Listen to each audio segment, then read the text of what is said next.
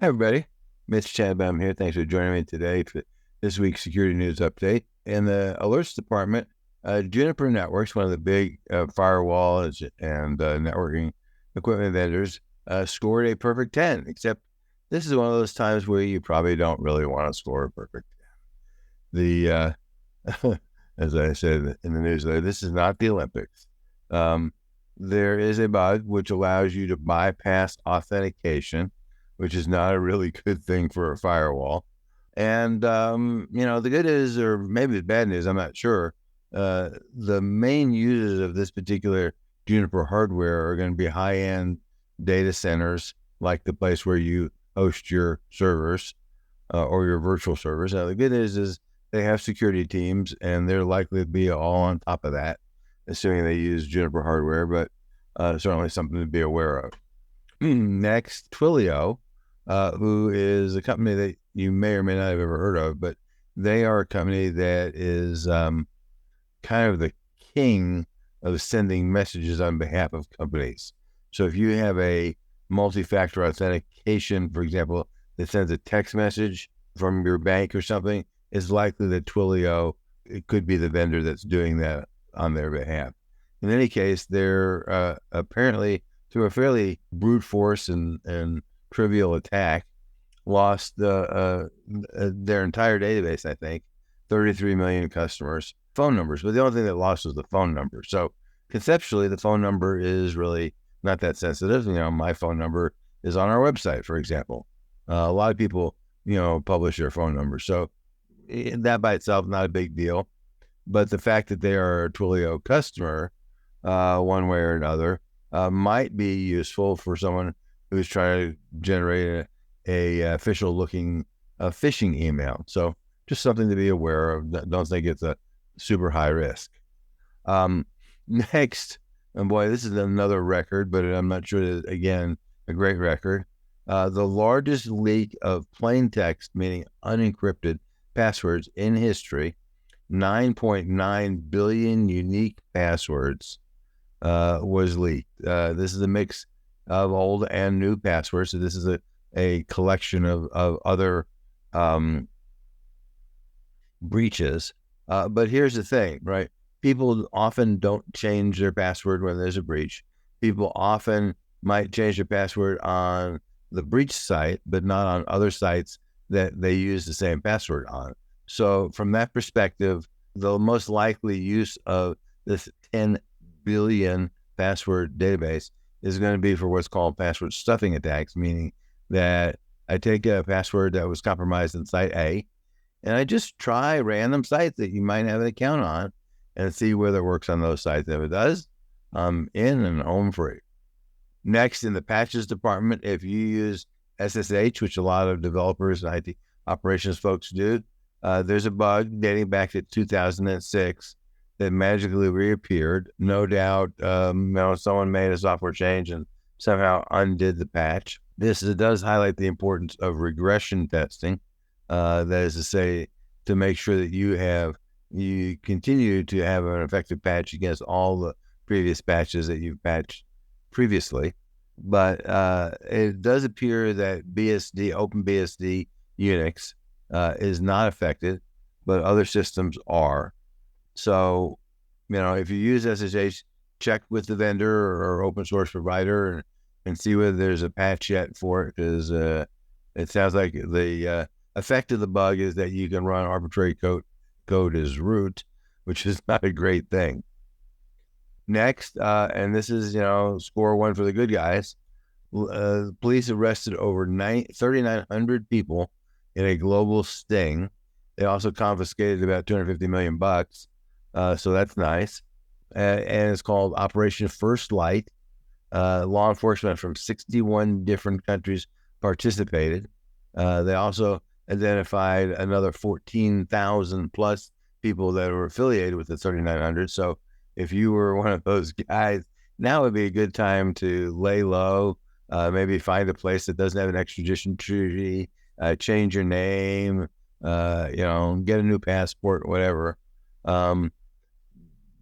Good for the good guys. I mean, we beat them up for not doing good things often enough. this looks like this is probably a good thing. Next, Meta, aka Facebook. When the EU said that you actually have to freely give consent to use the product, and you are the product, right? That's the challenge with Facebook. Meta came up with this idea that said, well, you can freely give consent or you can freely pay us money. Take your pick. EU is now under the Digital Markets Act for these big mega companies. They're saying, yeah, that's not exactly fair.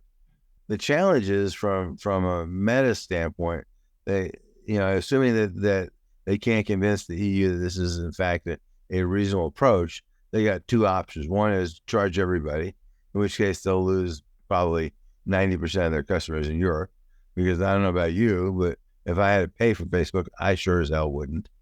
Or optionally give up the advertising market in Europe.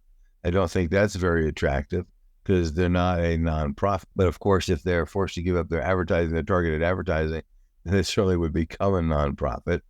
So we shall see what happens. The potential fine from the Digital Markets Act is up to 10% of the total global revenue. So it's pretty serious. And that's not likely. That won't happen. But still, they'll be negotiating with the EU for many, many years unless they come up with some creative answer.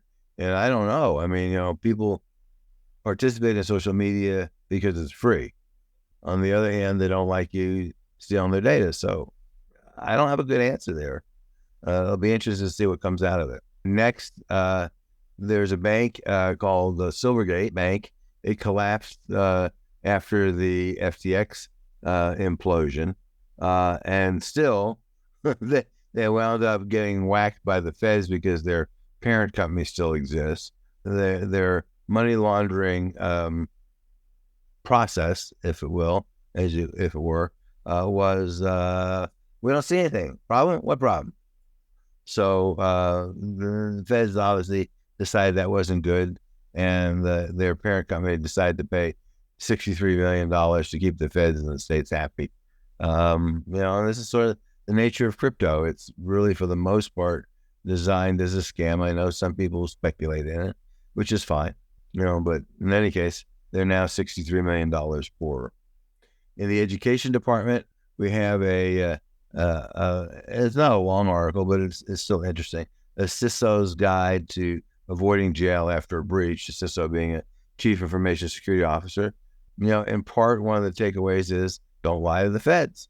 That's probably not a good plan.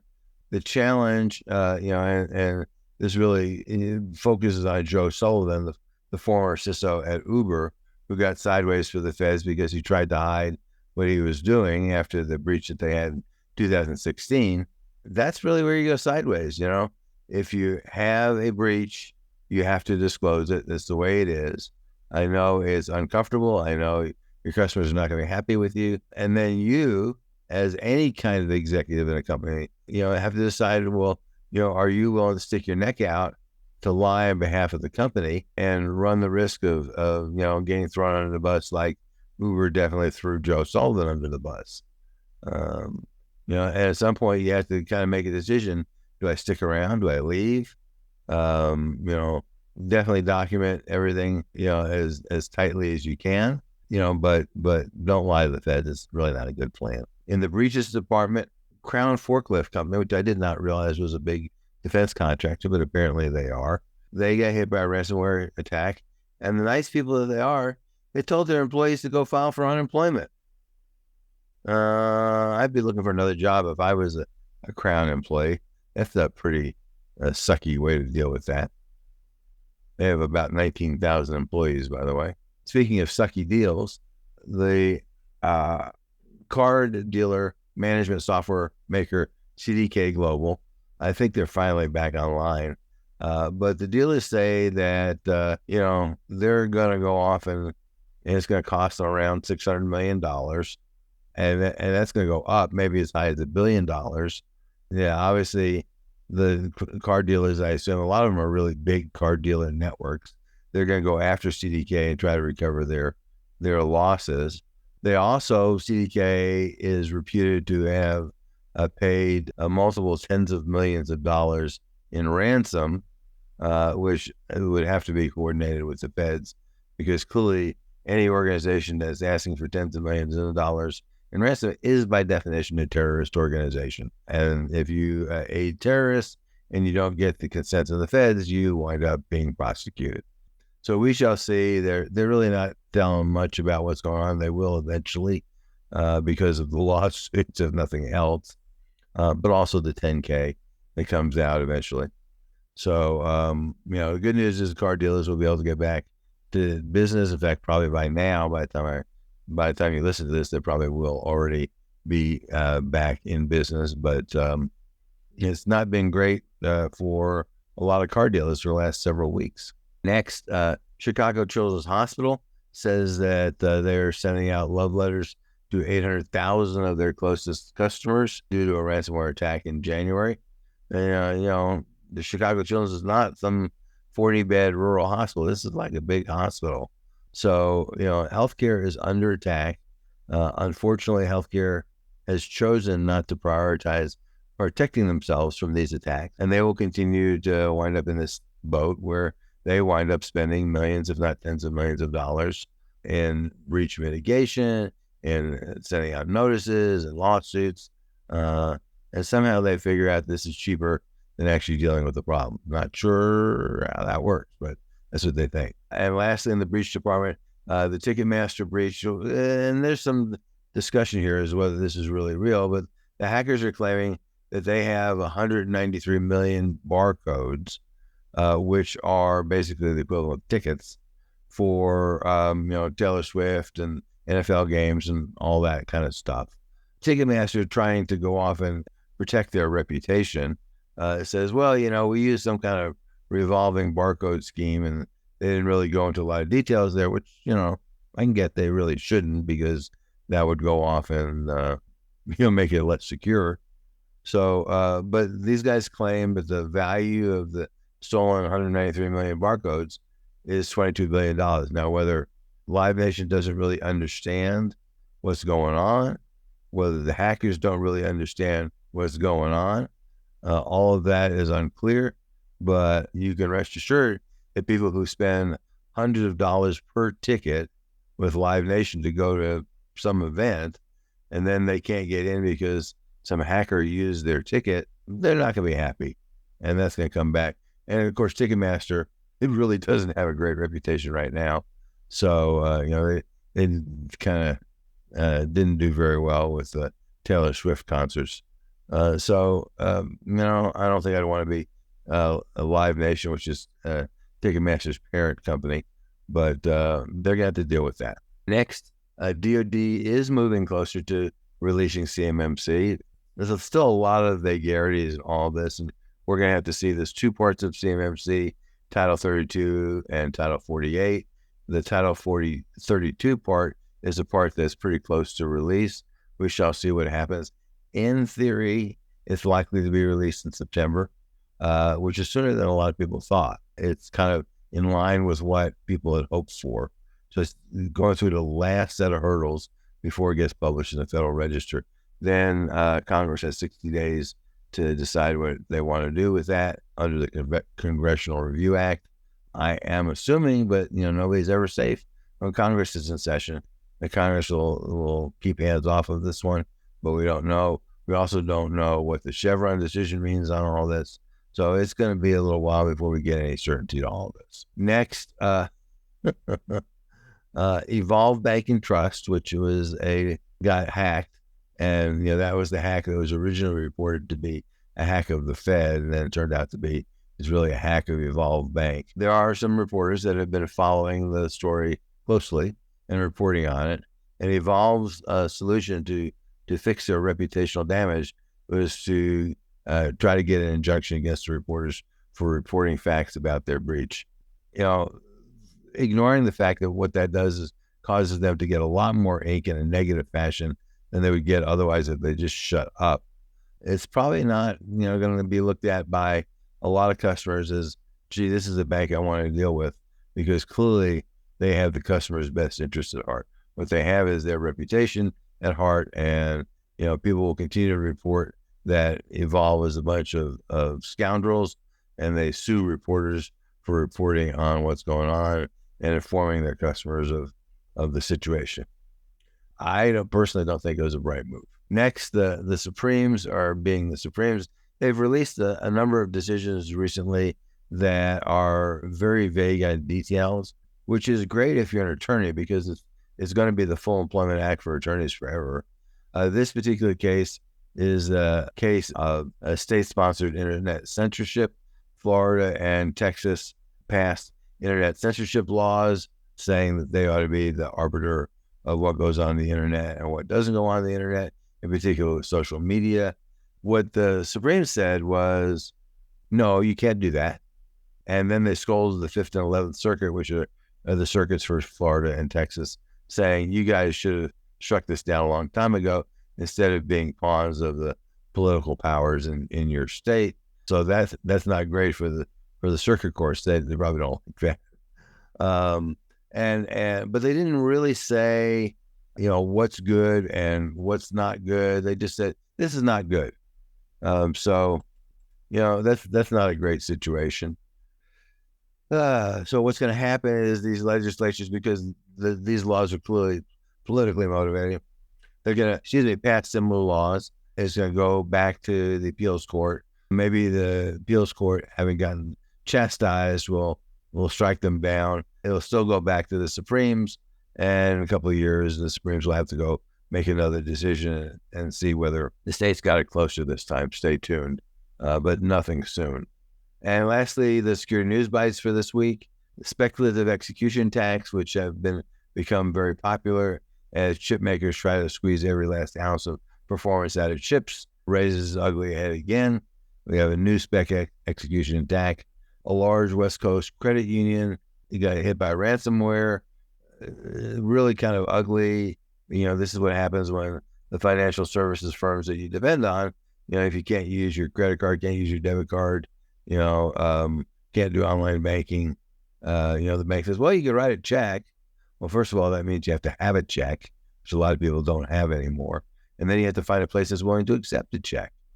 And since you don't have an ATM card, you can't get cash. I guess you could go into the bank, but my guess is given all the online banking and electronic stuff doesn't work, the lines inside the banks are going to be very long. So, ugly if you're a customer of that credit union. Customers are definitely confused by that.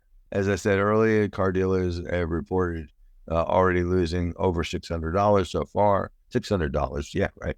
$600 million. That's a much bigger number due to the CDK breach. And, the reports are that it could reach close to $1 billion by this weekend, depending on how much of the system is back up. An EU hosting provider, it's a big hosting provider in Europe, kind of similar to Amazon Web Services here, says they're fighting denial of service attacks as high as 840 million bits per second.